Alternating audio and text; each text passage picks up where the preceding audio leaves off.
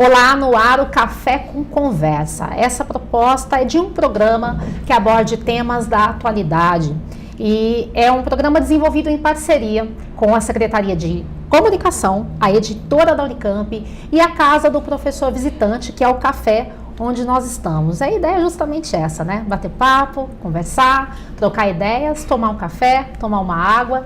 E eu estou com convidados hoje aqui para conversar com a gente sobre literatura e redação no vestibular da Unicamp. Eu queria apresentar os nossos convidados, a professora Ana Maria Fonseca de Almeida. Ela é professora de Sociologia da Educação e atualmente é coordenadora adjunta da Conveste, a nossa comissão de vestibulares. E também o professor Marcos Lopes, ele é professor do Departamento de Teoria Literária do Instituto de Estudos da Linguagem. Tudo bom, gente? Tudo bem? Sejam bem-vindos. Vamos falar um pouquinho sobre redação, né? Professora Ana, qual que é a importância da redação para o vestibular? Eu acho que a gente pode começar caracterizando um pouquinho o nosso vestibular, né? Ele tem várias particularidades em relação aos outros processos seletivos do país. Exato, eu acho que para entender a redação do vestibular da Unicamp, a gente tem que ter em mente que o vestibular dessa universidade é um vestibular que tem uma vocação para recrutar e admitir estudantes de todo o Brasil. Então é um vestibular nacional, é uma característica que a Unicamp, a comunidade da Unicamp valoriza muito, porque permite colocar dentro dos 3 campi uma comunidade de estudantes muito diversa, né, oriunda de diferentes partes do país, uma comunidade que foi submetida a experiências de socialização muito diversas, então pessoas que vão se confrontar aqui, que vão poder discutir ideias diferentes, que vão aplicar ângulos de análise diferentes aos diferentes problemas que eles encontram ao longo de sua formação.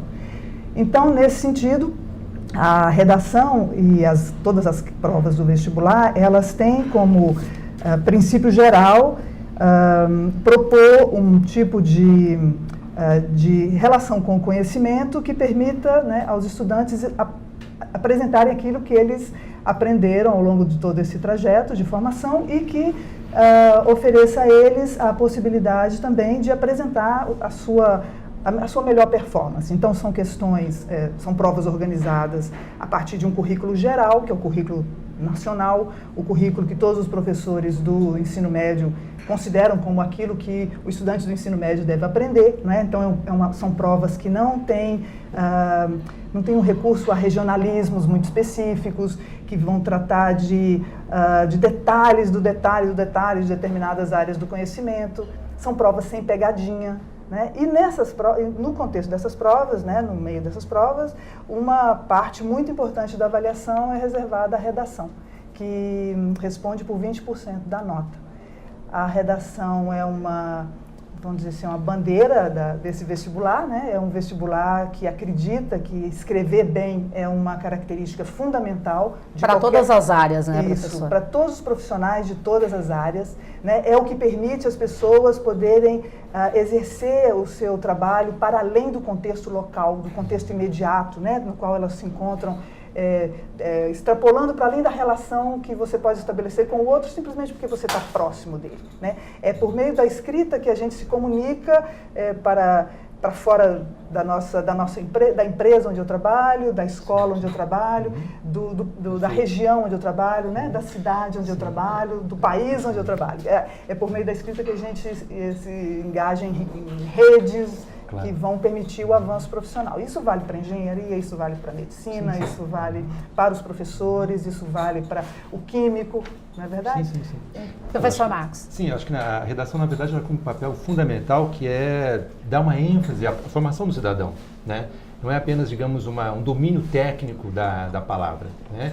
Mas é uma expressão completa do sujeito que tem que atuar na vida social, nas várias esferas. Tanto na vida na universidade, enfim, como você mesmo disse, enfim, na esfera profissional. Então, portanto, ela tem um tipo de prova que estabelece uma relação bastante consistente, né, entre uma formação acadêmica, uma formação, na verdade, técnica do conhecimento e uma atuação na vida social. Eu acho que esse é um ponto fundamental, que eu destacaria assim na questão da redação. E também trabalhando com gêneros diferentes, entendeu? São gêneros que, na verdade, as pessoas, os candidatos, os alunos vão ter que justamente vão ter que lidar A seu redação, dia a dia. ela dá, tem proposta de trabalhar diferentes gêneros aí? O candidato pode optar pela Então. narrativa, pela dissertação? Como é que está isso hoje na prova? Olha, o candidato, você completa, né, Márcio? Sim, claro, O candidato, claro. ele é convidado a produzir 2 textos. 2 textos. Entendeu? Obrigado a produzir 2 textos. Esses textos, uma característica dessa prova é que a produção desses textos ela é bastante situada, contextualizada. Então, é oferecida ao candidato uma situação, a descrição de uma situação na qual ele deve se investir, né, e produzir um texto com um objetivo definido, né, na maneira como a questão é apresentada, e também dirigida a uma audiência que é definida, em particular, na própria questão, no enunciado da questão, né, e, além disso, com um propósito muito bem definido. Então, tem um propósito, tem a interlocução, para quem que ele está falando e em que situação, o que é que ele deseja com aquele resultado.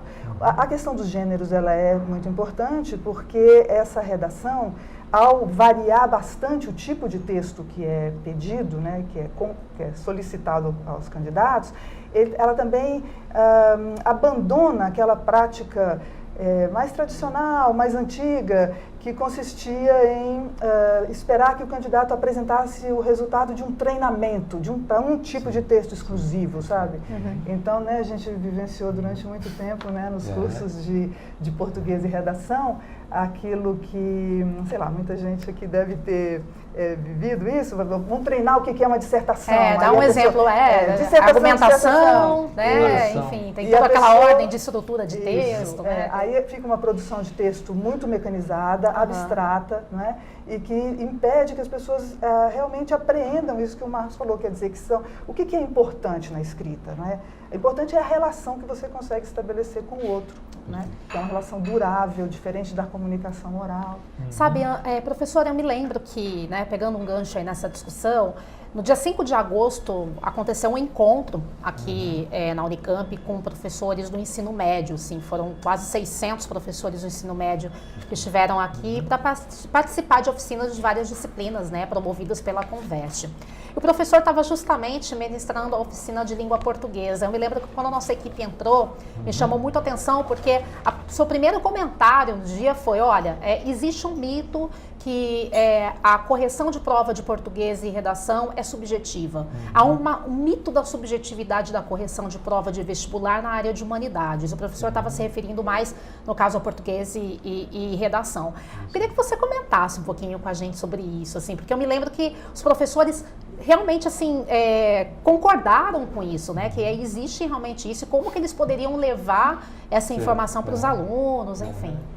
Não, perfeito. Acho que tem uma ideia que eu tenho discutido isso com os colegas, enfim, com os alunos, mesmo, por exemplo, lá com os professores nesse dia do encontro, que é de que as humanidades, enfim, elas produziriam um tipo de saber muito subjetivo, né? Portanto, enfim, relativo, arbitrário, dependendo da percepção do sujeito, e que não haveria, então, portanto, uma forma objetiva de avaliar essa situação de aprendizagem, entendeu? E ao mesmo tempo de respostas que são dadas, por exemplo, numa prova de um vestibular. O que eu tentei aquele dia justificar para os professores é o seguinte: o que acontece é que você tem um número maior de variáveis nas respostas que os candidatos apresentam, né? E que o que nós temos que levar em conta são essas variáveis, ou seja, o que eu quero dizer basicamente é o seguinte, quer dizer, há uma complexidade maior nas respostas que são dadas, os caminhos que o candidato pode, na verdade, dar para responder uma questão de literatura, pode, na verdade, digamos assim, seguir, por exemplo, 3 ou 4 caminhos possíveis. E cabe, é claro, na verdade, a quem está avaliando, justamente perceber quais desses caminhos, enfim, são aqueles que são os mais consistentes. Então, não é que a prova é subjetiva, é que, na verdade, as variáveis, elas são mais complexas, né? E o que é preciso, na verdade, então, é dar conta, ou perceber a complexidade dessas variáveis, né? Então, eu diria que uma prova de humanidades, uma prova de literatura ou de redação, o que você tem que levar em conta é esse grau de complexidade da expressão, enfim, do aluno, a expressão escrita. Interessante. Gente, eu vou aproveitar, a gente está falando de redação, de literatura, eu vou entrar um pouquinho na questão da editora da Unicamp. Por quê? A gente tem 2 publicações aqui que estão até compondo o cenário do nosso cafezinho, né? Que são, na verdade, da própria editora, né? Então tem o livro Vestibular Unicamp Redações. Na verdade, esse aqui é de 2016, porque todo ano a editora lança a edição com as 30 melhores redações do vestibular anterior, né? E a gente tem um livro de leitura obrigatória, no caso, que entrou agora, né? Eu acho que foi para esse vestibular a novidade, é uma das novidades, né? Que é os Sermões de Quarta-feira de Cinza, do padre Antônio Vieira. Na verdade, é uma edição crítica, né? Comentada, organizada pelo professor Alcir Pécora, do IEL também. E fala um pouquinho sobre a importância dessa... Vamos falar primeiro das redações. Eu não sei, eu acho que de repente a gente pudesse falar um pouquinho sobre ter uma coletânea com modelos, né, de que possam de repente orientar o candidato, mas enfim, proporcionar a ele também uma liberdade de redação, de pensamento. Eu queria que vocês falassem um pouquinho sobre essas publicações. Marcos, Ana... Bom, acho que a gente pode falar uma coisa de cara, né, que a intenção de oferecer essas coletâneas é principalmente mostrar o universo de variações possíveis. Né? Não há um modelo, não há um tipo de redação necessariamente melhor. A redação, para ser bem realizada, ela deve cumprir alguns princípios, alguns parâmetros que estão bem expressos em todo o material da Converge, então não é nenhuma surpresa. Essa dúvida surge sempre, de não ter um modelo, mas sim ter alguns critérios mínimos. Isso, né, e isso, acho que no próprio material do Manual do Vestibular, nas provas comentadas que podem ser encontradas no site da Conveste, há muita oportunidade para professores, mas também para os candidatos, desenvolverem uma percepção mais fina do que é que se espera dessa produção escrita, né? Os critérios de correção, o que é valorizado, tudo isso está muito bem explicitado, acredito que dando pouca margem para essa preocupação com a subjetividade, né? De cada redação, como ela é um produto único, né? Ela vai ser lida de uma maneira completamente subjetiva. Não, há uma grade de correção, essa grade privilegia certos aspectos, isso é claramente expresso, todos os professores e todos os estudantes, acredito, são capazes de compreender isso. E a redação, e a coletânea da redação, ela é um produto, eu acho, maravilhoso, porque justamente ela é super interessante de ler, né? É agradável, é divertido. Você vê o que essa meninada, né, que está se candidatando lá com 17, 18 anos. Eu bati o olho aqui, estou super curiosa. É muito divertido, os textos são interessantes, hiper criativos, tem coisas assim que são muito inesperadas, maneira de lidar com o assunto, ou com o tema. Porque a redação tem uma coisa que a gente não falou ainda, mas que eu acho que vale a pena mencionar, é que ela está sempre acoplada a um texto. Então, na verdade, ela é uma prova de leitura e escrita, porque é avaliado também a maneira como o candidato se engaja, né, na leitura desse texto que é proposto. E aí aparecem coisas muito interessantes, muito pessoais, produções que expressam também o que há de mais curioso e inusitado com essa geração, né? Com esses jovens que estão vindo para a Unicamp, que são os nossos alunos aqui. Vale a pena. Perfeito. Não, apenas reiterar o seguinte, que realmente não é, assim, a minha compreensão do livro de redações não é para ser um modelo. Né? Assim, tanto é que, por exemplo, para voltar aqui a questão do encontro com os professores, eles pediam, na verdade, respostas que eles pudessem, na verdade, a partir delas, então, tomar como exemplos e modelos para, de certa forma, treinar, entre aspas, né, os alunos. Eles dizem, olha, isso é tudo que a gente não quer, na verdade, entendeu, né? Para justamente o quê? Para a formação lá no ensino médio, que eu acho que é terrível isso, entendeu, né? Mas também para esse candidato que nós vamos receber aqui na universidade. Então, acho que não é uma questão de ser modelo, o que você tem aí são algumas referências, algumas possibilidades de apropriação crítica daquilo que é pedido nos enunciados das duas redações, né? Portanto, então, na verdade, não, eu posso dizer, não é um modelo, mas assim, são referências, né? Que podem, de certa forma, orientar o trabalho do professor lá em sala de aula. Isso. Né? para suscitar nos alunos essa possibilidade, inclusive assim, essa autoconfiança, essa confiança de que o texto que eles são capazes de produzir é o texto esperado no vestibular. Não é nada muito misterioso, é o resultado de todo um processo, né, de aproximação com a escrita, de produção escrita, de reflexão sobre a escrita, talvez, né, de burilamento de uma outra característica que permite as crianças, os jovens, a se expressarem melhor, se expressarem com mais efetividade em determinados contextos. Então, acho que o livro, ele desmistifica mais do que mistifica, perfeito, não é? Perfeito, ele cria mesmo essa... Eu acho que o objetivo é esse, eu tendo a achar que é um objetivo bem sucedido. Esse livro também está no site da Conveste, enfim, no site da editora. Como que as pessoas têm acesso a essas obras da editora? Geralmente é pelo site, né? Acho que pode comprar pelo site, tem uma loja online, né? A pessoa encontra lá o título, tem esses 2 títulos e vários outros títulos, né? O catálogo é super interessante.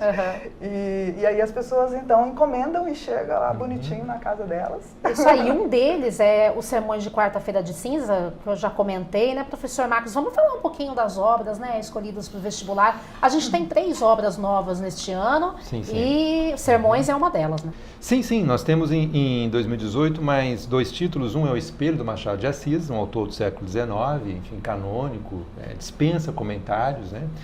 O Bem Amado, do Dias Gomes, e os Sermões, do Padre Vieira. Bom, esses 3 títulos, eles já dão um exemplo do que, na verdade, qual o espírito da lista de livros de literatura da Unicamp.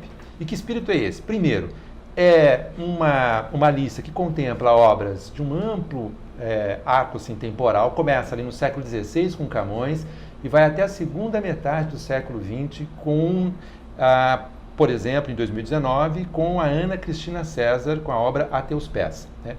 Bom, primeiro, deve-se dizer então que é uma lista bastante democrática, né? Porque você tem autores, tanto autores canônicos, como o Padre Vieira, o Miacouto também, com Terra Sonâmbula, Clarice Lispector, né, outra autora também que faz parte da lista. Bom, Machado eu já ampla, ou seja, mas eu acho que retrata bem essa democracia. Jorge Lima, com Poemas Negros, O Carlos Drummond de Andrade também já fez parte da lista. Temos para 2019 o História do Cerco de Lisboa, do Saramago, que dispensa também comentários, e o Quarto Despejo, da Carolina de Jesus, que não é uma autora, digamos, canônica, né? Mas é claro, como toda lista, quando você inclui alguém, ela começa a se tornar canônica. Esse, na verdade, digamos assim, é um destino um pouco dessas listas, né? Quer dizer, você acaba, na verdade, canonizando alguns autores que, digamos, estavam à margem, né, desse certo apreço, vamos dizer, da instituição literária. Portanto, assim, acho que o que é importante deixar claro é que é uma lista, primeiro, uma lista muito democrática, que ela prioriza essa diversidade de gêneros literários. Acho que esse é um outro ponto também muito importante, e que também prioriza alguns temas, eu diria que são, na verdade, também emergentes, né, na vida social brasileira. Quer falar um pouquinho sobre isso? Por exemplo, o caso da Ana Cristina César, né, quer dizer, é uma poesia de uma poeta que tem uma poesia muito consistente, ali da segunda metade do século XX, ela publica A Teus Pés, se eu não me engano, em 1982, com uma dicção extremamente, enfim, contemporânea, moderna, tratando de temas, de questões ligadas ao mundo enfim, o mundo feminino, ao mundo da mulher, né? A questão de gênero, por exemplo, a expressão, digamos, de uma escrita da mulher, né? Então, acho que isso, por exemplo, eu diria que é um tema que contempla, de certa forma, as demandas de uma vida social como a nossa, hoje em dia. Tá, professora, eu não tenho como não fazer essa pergunta, porque a gente está falando para o vestibulando, entrando no mundo deles, e a gente tem a internet aí, né? Com canais no YouTube, com comentários de livros. Então, hoje a gente tem canais especializados em preparação para o vestibular, e muitos livros, muitas dessas obras são comentadas nesses canais.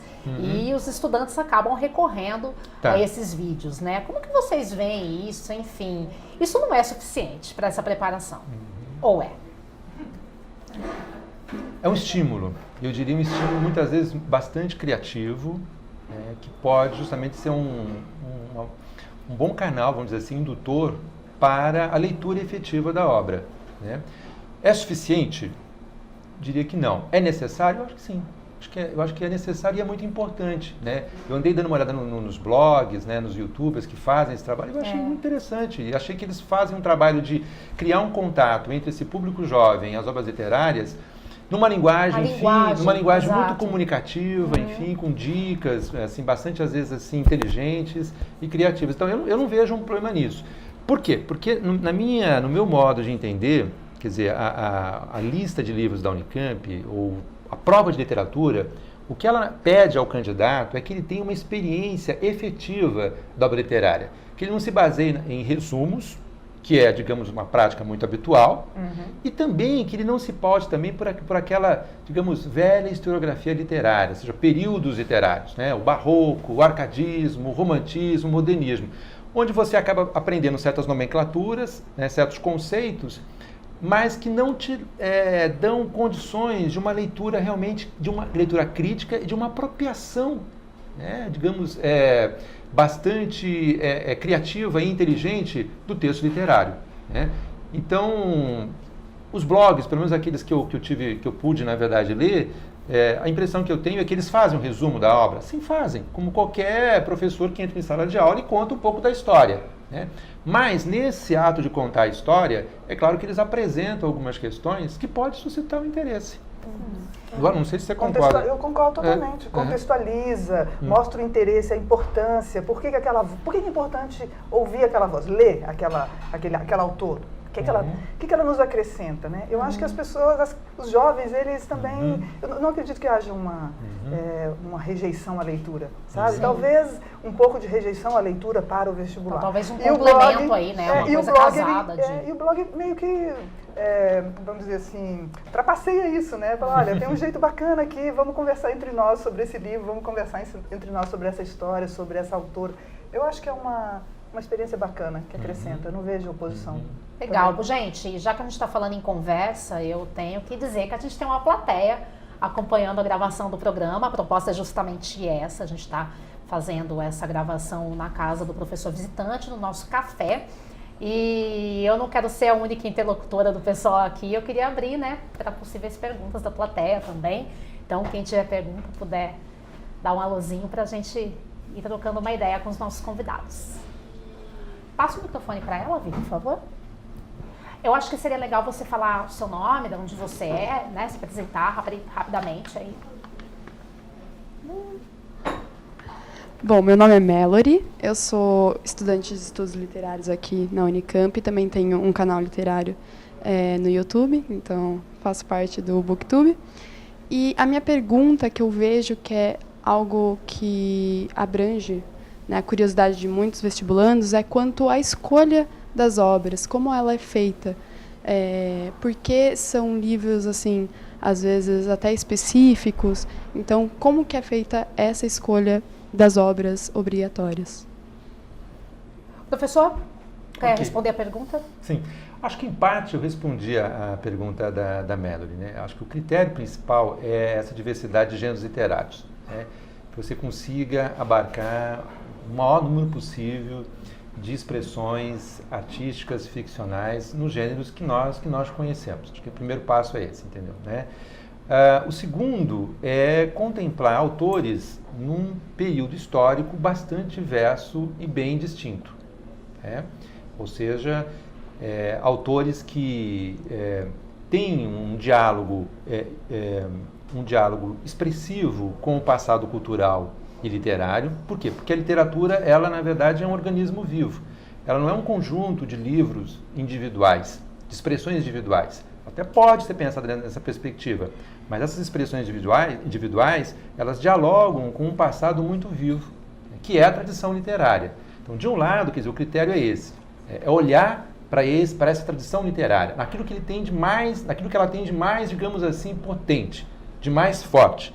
Eu destacaria, então, 3 aspectos, Mallory, entendeu? Primeiro, obras que possuem uma acuidade cognitiva, a capacidade de produzir conhecimento, que possuem uma energia linguística, né, uma expressão da linguagem, na língua portuguesa, e um poder de invenção. Veja, essas 3 características, acuidade cognitiva energia linguística e poder de invenção, que são palavras do crítico Bloom, do Harold Bloom, né? Elas estão presentes não apenas na tradição no passado, mas também no presente.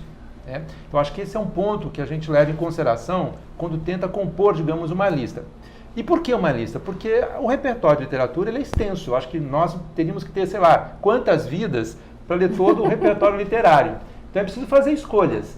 Claro que há sempre um resto de arbitrariedade nas escolhas que nós fazemos, não só nos livros, mas em outras escolhas da vida. Né? Há um lado muito contingente nas escolhas que nós fazemos, nós temos que lidar com esse lado contingente. Né? Temos que lidar com esse lado contingente. Como é que a gente, na verdade, dribla esse lado contingente? Quando nós pensamos uma tensão dialética entre aquilo que é o passado, aquilo que o passado, na verdade, legou para nós, e aquilo que é o presente, aquilo que, no fundo, né, aquilo que os autores novos estão produzindo. Assim, são autores que dizem muito para uma sensibilidade contemporânea, principalmente se pegar esses autores que eu citei agora, que entraram na lista. Né? Agora, volto a insistir, quer dizer, é preciso, na verdade, colocar o presente, né, numa relação, digamos, tensa, né, e de confrontação com aquilo que é o passado e vice-versa. Né? Então, eu diria que talvez o grande critério seja esse, entendeu? Né? Esse confronto entre o passado e o presente. Né? Muito bem. Obrigada, Melody. Mais perguntas, gente? Professor Peter?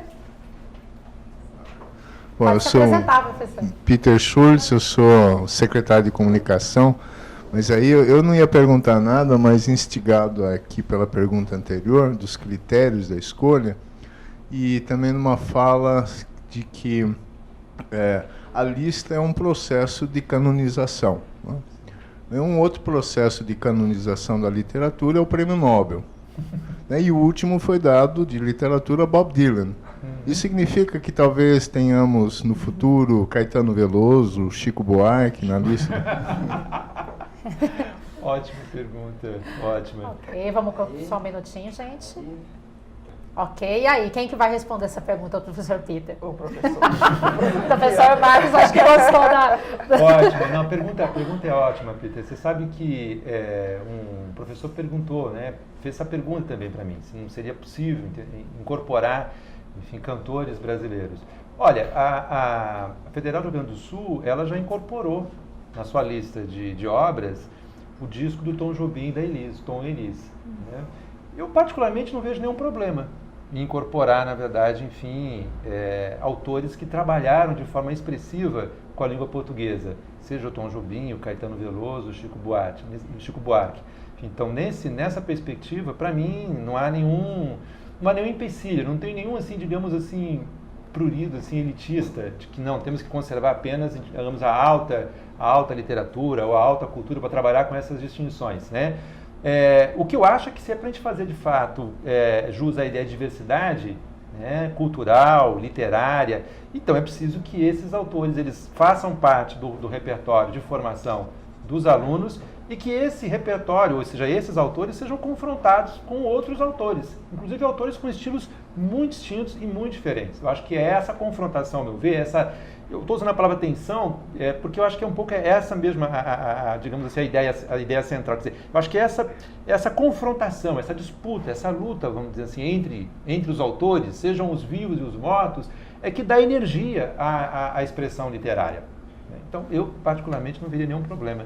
E aí a gente está falando de mídia, né? A gente está falando de música, a gente está falando de texto, falando de áudio, sim, né? Sim. Enfim, tem toda uma mistura, uma miscelânea nisso também, né, professor? É verdade. Talvez alguns colegas, vamos dizer assim, da literatura, enfim, da crítica, não ficassem muito satisfeitos com essa ideia de uma canonização, né, entre aspas, né, de autores como, enfim, Chico, Caetano numa lista, né? Embora, cá entre nós, eles já foram canonizados, né? Já são canônicos, né? Mais perguntas? Temos mais uma pessoa. Pode se apresentar, por favor. Oi, bom dia. Eu me chamo Luiz, sou estudante de estudos literários também, aqui da Unicamp.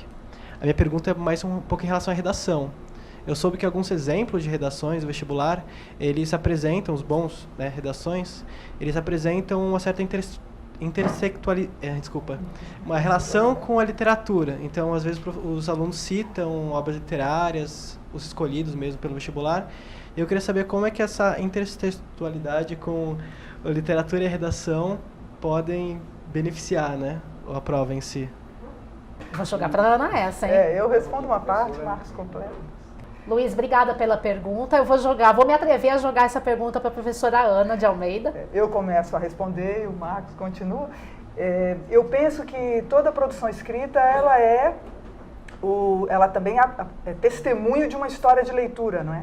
Então, inevitavelmente vão aparecer citações, tanto de obras, ou inevitavelmente é comum que apareçam, não é inevitável no sentido de que isso é especialmente valorizado, ou que isso vai dar pontos positivos, não é essa a questão.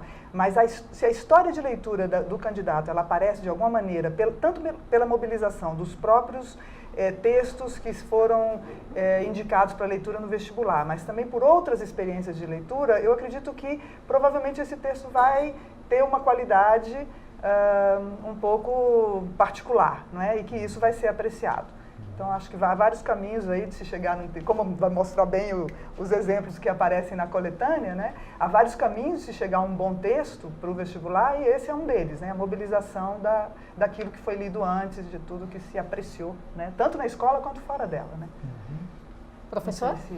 Então, se a literatura é essa atenção máxima, enfim, à linguagem e ao uso da própria linguagem, eu diria então, portanto, que é possível esse trânsito justamente entre a experiência do aluno na literatura com a prática de uma escrita da própria redação, né? À medida em que essa atenção máxima à linguagem se traduziria numa boa escrita, vamos dizer assim, né? Numa escrita eficiente, consistente na redação. E nós tivemos, se eu não me engano, não sei se foi o ano passado ou o ano retrasado, uma das provas da redação, né? Era justamente sobre uma fábula do La Fontaine, né? Em que o aluno tinha que, na verdade, reescrever essa fábula, claro que a partir de um outro gênero, me foge agora a memória qual que era o gênero específico, mas ele tinha que primeiro perceber qual era a estrutura daquela fábula, como que ela estava organizada, qual era o sentido que aquela fábula estava construindo para o leitor, e ele tinha que transformar, então, essa estrutura e esse teor de sentido, né, num outro gênero que foi solicitado, né? Portanto, você tinha um trânsito entre, digamos, um gênero fábula, literário, para um outro gênero da escrita. Então, eu vejo que é possível fazer esse cruzamento. Uhum. Legal. Mais questões, gente? Meu nome é Lucas, eu sou estudante de Ciências Sociais da Unicamp e a minha dúvida é em relação um pouco à segunda fase. O professor falou um pouco do mito da subjetividade que existe em relação à correção e citou que existem caminhos possíveis, muitas vezes. Algumas questões falam de que existem 4 caminhos possíveis e os estudantes muitas vezes falam que não se deve deixar a questão em branco no vestibular, porque para você não zerar, porque tem toda aquela questão de que é mais fácil você colocar... Lógico, você não vai escrever um exercício de física numa questão de redação. Mas eu queria saber um pouco dessas possibilidades que existem muitas vezes nas questões e nas alternativas. E aí, gente? Vai lá, você, Marcos. Posso responder. Não, eu acho que esse é outro mito, né? Na verdade, às vezes o candidato ele escreve, enfim, para não deixar em branco, imaginando que a banca corretora vai considerar alguma coisa ali. Não, vai considerar se aquilo que ele escreveu corresponde ao que foi solicitado na questão, e se tem alguma correspondência com as expectatives que a banca, enfim, elaborou e que são publicadas, são públicos, está, na verdade, enfim, no site da Conveste, né? Então, quer dizer, escrever, não deixar nada em branco, não garante que ele vai ter algum êxito, né? E pior ainda, se ele tiver uma caligrafia difícil, né? Difícil, né? Porque, no fundo, quer dizer, imagine só um corretor que está ali, enfim, tendo que corrigir várias provas ao longo do dia e se haver ali contexto em que você tem que estar decifrando. Eu sempre falo para os professores, olha, pode parecer uma recomendação muito simples e muito prática, mas, olha, oriente lá, enfim, os seus alunos a ter uma escrita legível, né? Eles ficam perguntando, preocupados com macetes, com truques e tal, muitas vezes, e eu falo, olha, talvez a coisa mais elementar seja essa, ter uma escrita que seja legível, né? Que você leia, eu leia, Ana lê e nós possamos entender o que está sendo ali, na verdade, enfim, comunicado, né?